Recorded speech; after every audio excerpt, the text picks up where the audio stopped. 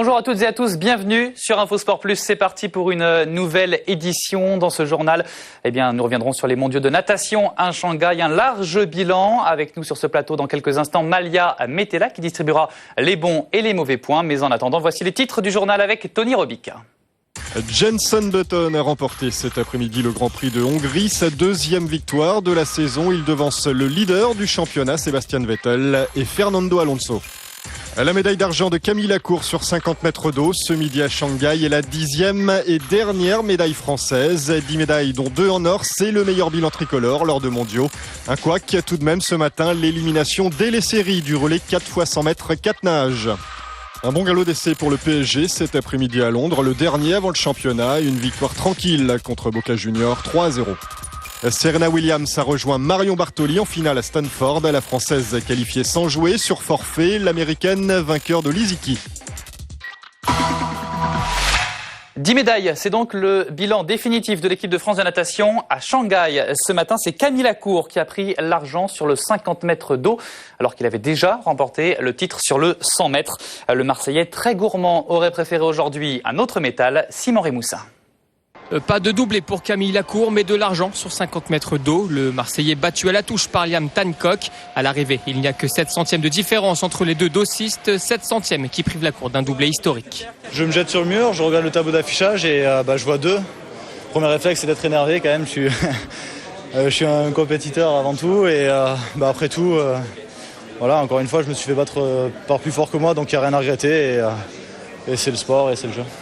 Même son de cloche chez son entraîneur. Si les performances de son nageur lors de ces mondiaux ont été excellentes, le goût amer de l'argent reste présent.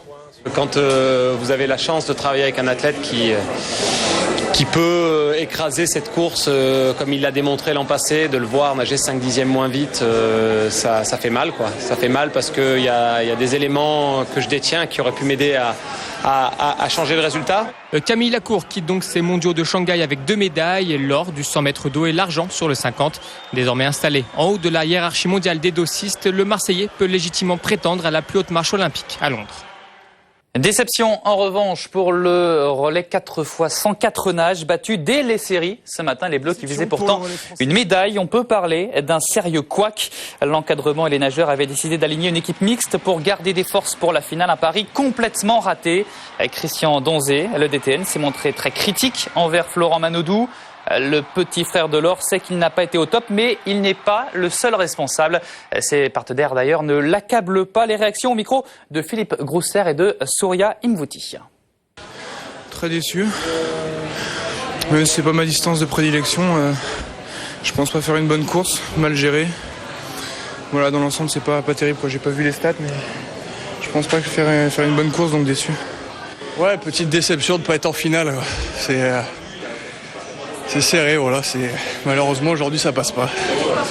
Qu'est-ce qu'il a manqué à ce relais-là ? Ouais, pas grand-chose, hein. Encore une fois, des petits centièmes. C'est comme ça. Sans surprise, les États-Unis dominent le tableau des médailles avec 27 récompenses, dont 7 pour le seul Michael Phelps, 4 fois champion du monde à Shanghai. Suivent la Chine, le Brésil et l'Australie. La France termine ses mondiaux à la 5e place. Première nation européenne avec 2 médailles en or, 3 en argent et 5 en bronze. On reviendra sur le bilan des mondiaux, bien entendu, avec Malia Metella dans quelques instants. Mais d'abord, le bilan du président de la Fédération française de natation, Francis Luis. C'est vrai que les pronostics qui avaient été envisagés avec le directeur technique national fixaient entre 6 et 10 médailles. Rendez-vous compte, nous avons atteint le chiffre maximum. C'est d'autant plus encourageant, effectivement, et vous le savez, que se profilent à l'horizon les Jeux Olympiques de Londres 2012. Nous pouvons assurément, et je l'en parlais avec Denis Masséglia, le président du Comité national olympique et sportif français présent ici à Shanghai, que l'équipe de France de natation présente à Londres serait en capacité de reproduire ce que nous avons envisagé ici à Shanghai. Je crois que c'est un collectif qui s'est battu avec ses moyens, avec ses ambitions. Il y a une grande réussite pour un certain nombre d'entre eux. Il y a quelques petites déceptions pour, si vous voulez, quelques nageurs. Le football maintenant, au lendemain d'une défaite face à New York, le Paris Saint-Germain s'est montré beaucoup plus convaincant, toujours en amical. C'était face à Boca Juniors à l'occasion de l'Emirates Cup. Avec un 11 totalement remanié, Paris s'est imposé 3-0 contre les Argentins. Le résumé du match avec Alexis H.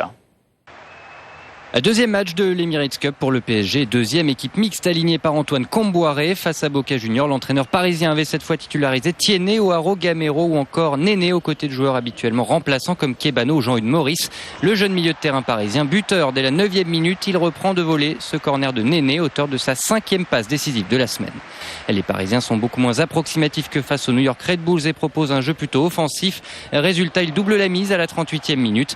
Maurice centre pour la tête de Guillaume O'Haro, laissé libre de tout marquage. À la pause, c'est un PSG séduisant qui mène 2-0. Marco Serra ajoutera même un 3e but à la 79e minute d'un maître coup franc qui termine sa course dans la lucarne d'Orion. Convaincant dans le jeu, les Parisiens s'imposent 3-0 et se rassurent à une semaine de leur premier match de championnat face à Lorient. Ce PSG-là peut logiquement voir plus haut. Autre match amical et non des moindres, Barcelone-Manchester United. Ça se passait à Washington, aux États-Unis. Victoire mancunienne, 2-1. Le résumé de la rencontre avec Arnaud Huchet. Manchester United a enfin rompu la spirale négative qu'il entretenait face au FC Barcelone, ici en maillot noir. Malheureusement pour Sir Alex Ferguson et son équipe, la victoire 2-1 sur les champions d'Europe catalans n'est que prestige, puisqu'il s'agissait d'une rencontre amicale disputée devant 81 000 spectateurs à Washington, aux États-Unis. Une échappée de Nani, partie à l'extrême limite du hors-jeu et servie par Welbeck, permet aux Red Devils d'ouvrir le score à la 22e minute. 1-0 à la mi-temps, en présence du basketteur des Lakers, Kobe Bryant, qui assure le show pendant la pause. En deuxième période, le Barça égalise d'une superbe frappe de Thiago Alcantara dans la lucarne de 2GA. Mais Manchester profite des maladresses inhabituelles des Catalans pour reprendre le dessus. Encore un contre bien mené et c'est cette fois Michael Owen qui vient battre de près Victor Valdés. Une petite revanche pour Manchester après la finale de la Ligue des Champions perdue en mai dernier face à l'équipe de Guardiola. La petite revanche donc de Manchester United. On va écouter les deux entraîneurs, Sir Alex Ferguson d'un côté et Pep Guardiola de l'autre. On est évidemment très heureux de gagner ce match. Maintenant, on rentre à la maison et j'espère qu'on va garder cette forme. À propos du poste de gardien, c'est difficile de remplacer quelqu'un comme Van der Sar. Mais DGA est très jeune et je suis convaincu qu'il va s'imposer. Malgré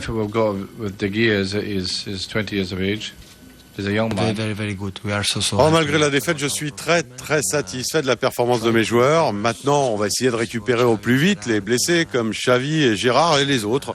On va tâcher maintenant de s'améliorer un peu plus lors de nos prochains rendez-vous à Dallas et à Miami. En rugby, maintenant, ambiance festive à Perpignan. Regardez cette image, les Bleus sont à l'entraînement, séance de dédicace. Et hop, François Trinduc se retrouve avec un bébé dans les bras. Clic-clac la photo, le demi d'ouverture plus à l'aise avec un ballon. C'est en tout cas très sympa. Les Bleus ont terminé leur stage dans le sud de la France. Ils rentrent demain à Marcoussis. Les dernières infos avec Benjamin Thomas. Une météo idéale à Perpignan, un stade Aimé Giral plein de bon matin et une ambiance digne des grands soirs de rugby. Le 15 de France s'est entraîné en public aujourd'hui. Une séance un peu particulière, une sorte de grande répétition. Les joueurs de Marc Lièvremont ont disputé 2 périodes de 40 minutes. Les Bleus ont ainsi répété des séquences de jeu, des schémas tactiques. Ultime réglage devant un public conquis. Les supporters de l'USAP étaient bien évidemment très nombreux. D'avoir nos joueurs ici qui jouent en équipe de France, de les voir là-bas en Nouvelle-Zélande, c'est une fierté. C'est un moment fort de voir des joueurs qui représentent notre pays. Même quand ils passent des mauvais moments, on est toujours derrière eux et on les soutient à fond. On est à 100% pour l'équipe de France et puis on leur souhaite une super Coupe du Monde. Un mondial qui commence dans moins de 40 jours. Maintenant, la pression commence à monter doucement et les joueurs du 15 de France ont pu mesurer l'engouement du public.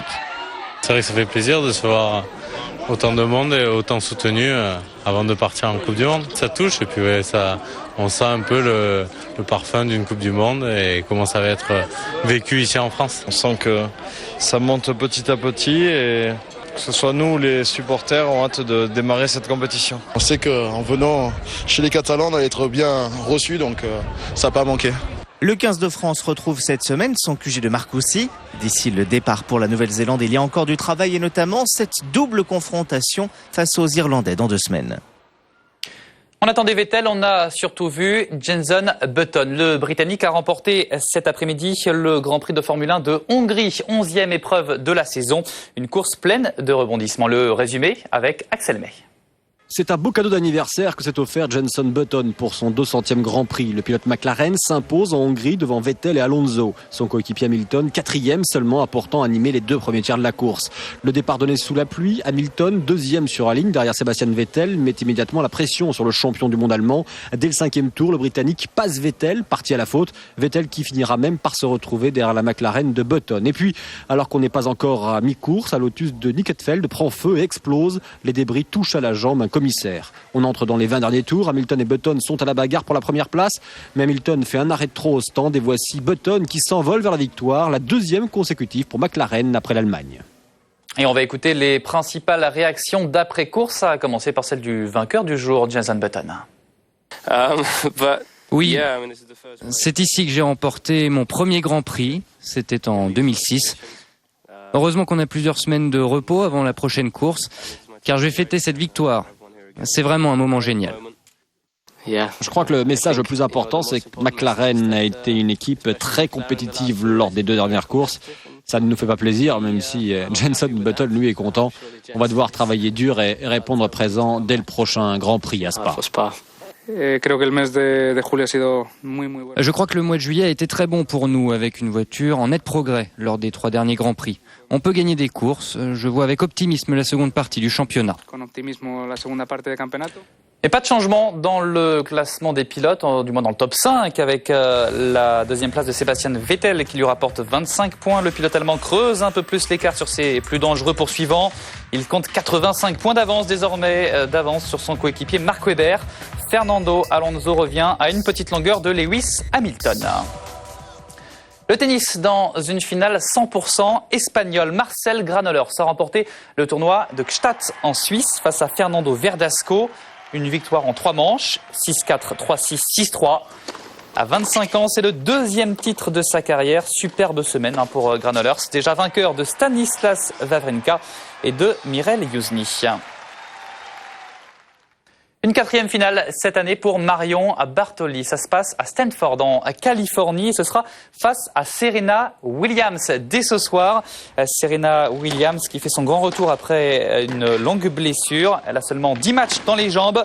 Lors de leur dernière confrontation à Wimbledon, Marion Bartoli l'avait emporté.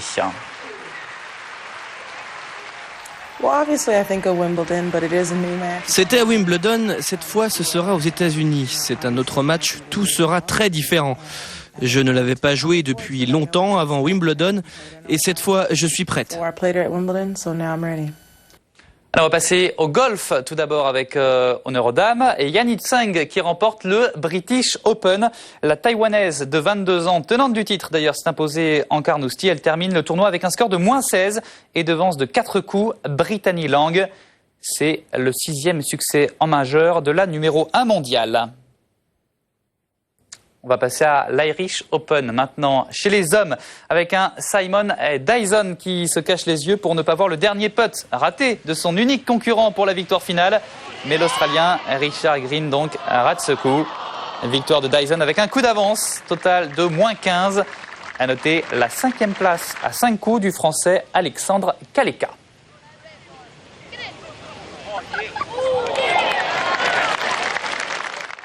La solitaire du Figaro, maintenant, avec la première étape. Le coup d'envoi a été donné ce matin depuis la Bretagne. Perros-Guirec. Les skippers sont attendus mardi à Caen, en Normandie. Ils sont 47 à postuler à la victoire dans cette 42e édition. Sachez que le tenant du titre, Armel Lecléache, a choisi de faire l'impasse.